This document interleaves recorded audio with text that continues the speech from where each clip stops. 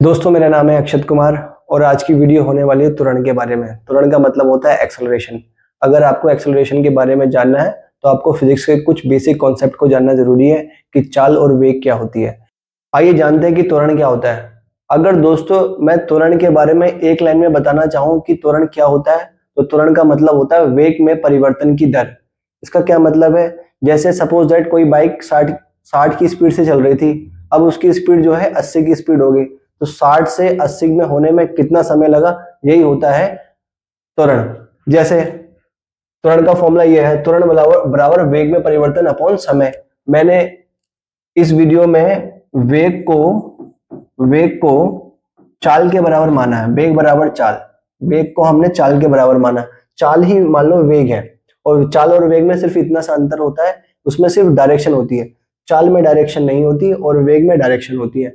मान लो कोई बाइक है, जिसका प्रारंभिक वेग क्या है, u, तो वो 60 की स्पीड से चल रही है, 60 की स्पीड से चल रही है, और उसका अंतिम, और उसने क्या है, अब क्या है, बाइक की जो है रेस को बढ़ा दिया।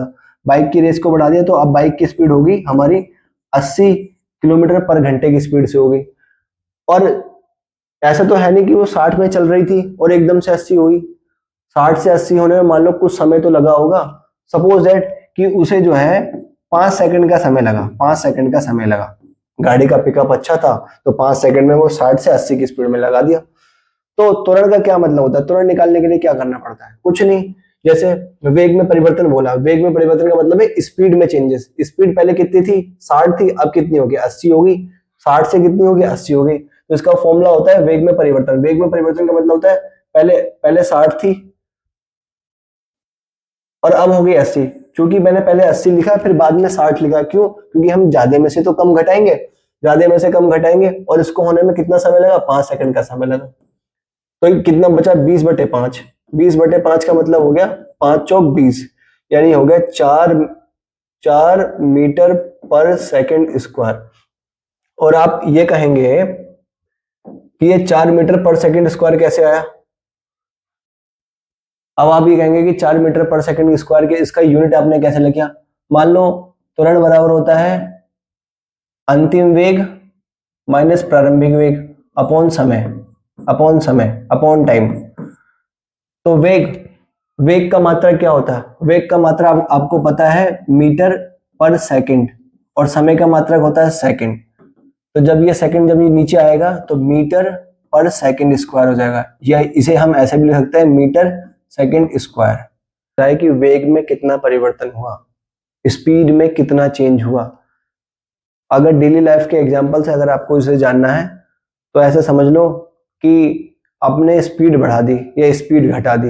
हो सकता है एक केस में आपने स्पीड बढ़ा दी और स्पीड घटा दी। जैसे आप दौड़ रहे हैं तो आपको जल्दी कहीं पहुंचना है, तो आपने क्या है, स्पीड बढ़ा दी। तो स्पीड को बढ़ाना ही त्वरण है, स्पीड को घटाना ही त्वरण है। स्पीड को बढ़ाना ही त्वरण है, स्पीड को घटाना ही त्वरण है। एक ही चीज है। त्वरण का मतलब होता है कि स्पीड में कितना चेंज हुआ है, स्पीड में कितना चेंज हुआ है। अब सपोज दैट कि कोई गाड़ी, कोई बाइक कोई बाइक मान लो वो 60 की स्पीड से चल रही है, 60 किलोमीटर पर घंटे की स्पीड से चल रही है, 60 किलोमीटर पर घंटे की स्पीड से चल रही है, और वो चलती ही रहती, इसी स्पीड से चलती रहती है। ये सेम स्पीड से चल रही है, सेम स्पीड से चल रही है। तो क्या कोई त्वरण उत्पन्न होगा? क्या कोई त्वरण आएगा? तो नहीं आएगा, क्योंकि क्योंकि मैंने बताया था त्वरण का मतलब होता है वेग में परिवर्तन, यानी स्पीड में कितना चेंज हुआ। तो स्पीड में तो चेंज हुआ ही नहीं। मान लो पहले भी स्पीड 60 ही थी, बाद में भी स्पीड 60 ही थी, और समय समय लगा 0, तो इसका मतलब आ गया ये 0। तो ए बराबर हो गया 0 मीटर पर सेकंड स्क्वायर।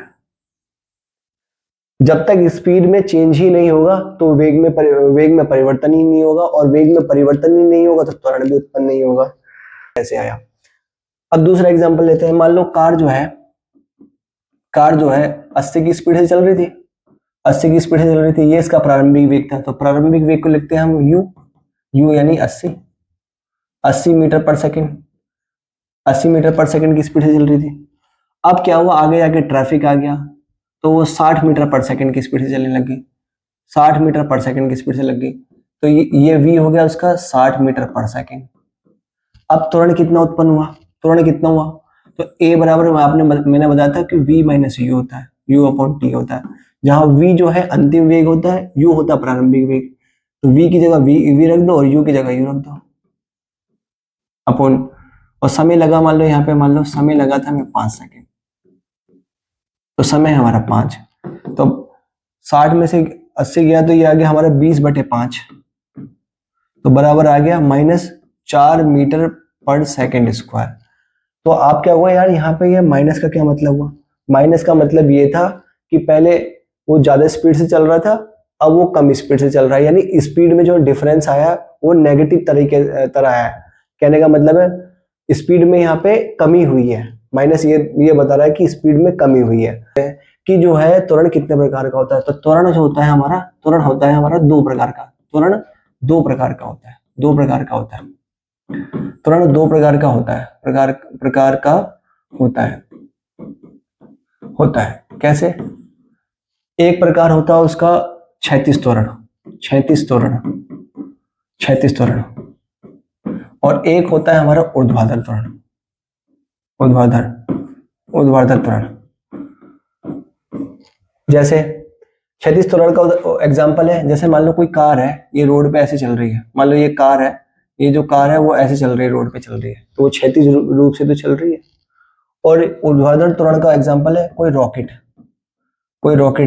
जो है कोई आसमान में जा रहा है, यानी कोई ऐसा करके रॉकेट है, कोई जो रॉकेट है वो आसमान में जा रहा है, तो ये ऐसे आसमान में जा रहा है तो ऊर्ध्वाधर ही तो जा रहा है। तो एक होता है ऊर्ध्वाधर त्वरण और एक होता है क्षैतिज त्वरण। त्वरण कितने प्रकार के होते हैं? त्वरण 2 प्रकार के होते हैं, ऊर्ध्वाधर त्वरण और क्षैतिज त्वरण। मैंने क्षैतिज त्वरण का एग्जांपल आपको बता दिया कि कार की स्पीड ये थी और उसका ये असर आया। अब मैं ऊर्ध्वाधर त्वरण को समझा देता हूं कि ऊर्ध्वाधर त्वरण क्या होता है। त्वरण का मतलब तो आप समझ गए कि त्वरण का मतलब क्या होता है कि वेग में कितना चेंज हुआ, यानी स्पीड में कितना चेंज हुआ, बस उतना ही मतलब है।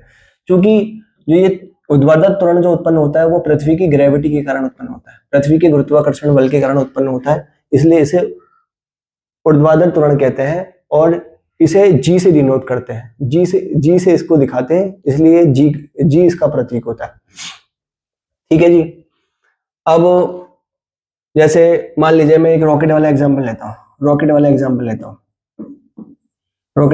लेता हूँ।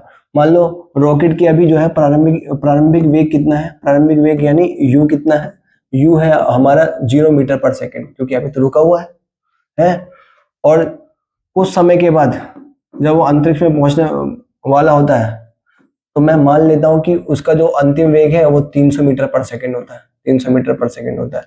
और इसको इस एक्सेलरेशन को पकड़ने में मान लो 30 सेकंड, मान लो 5 सेकंड का टाइम लगता है, 5 सेकंड का टाइम लगता है। तो हम इसको कैलकुलेट कैसे करेंगे? कैलकुलेट करने के लिए यहाँ पे हम a नहीं लिखेंगे, a बराबर v minus you upon T होता है ना, तो चूंकि ये गुरुत्वाकर्षण के कारण है तो यहाँ पे a की जगह हम g लिख देंगे, बस इतना ही अंतर है, v minus you upon T. तो सारी चीज है वो सेम रहेंगी। जैसे v कितना था हमारा 300 था, और u कितना था हमारा 0 था, अपॉन t कितना था हमारा 5 था, तो g बराबर हो गया हमारा 300/5, 5 छंग 30 यानी 60 मीटर पर सेकेंड स्क्वायर, ये था 60 मीटर पर सेकेंड स्क्वायर था। क्योंकि पृथ्वी जो है हर वस्तु को, हर चीज को अपनी ओर खींच रही है, तो कोई भी चीज को जो वो खींच रही है तो उसके ऊपर बल लगा रही है, जब बल लगा रही है तो उसके जो है उसकी स्पीड में चेंज कर रही है, उसकी स्पीड में चेंज हो रहा है। तो स्पीड में जो अगर चेंज होगा तो आपको मैंने क्या बताया कि वो वहां पे त्वरण उत्पन्न होगा, जहां भी स्पीड में चेंज होगा वहां पे त्वरण उत्पन्न होगा। और मैं आपको पहले ही बता चुका हूं कि त्वरण और वेग और चाल मैंने एक ही मानी है होता है। वेग और चाल में सिर्फ जो अंतर होता है वो डायरेक्शन का अंतर होता है।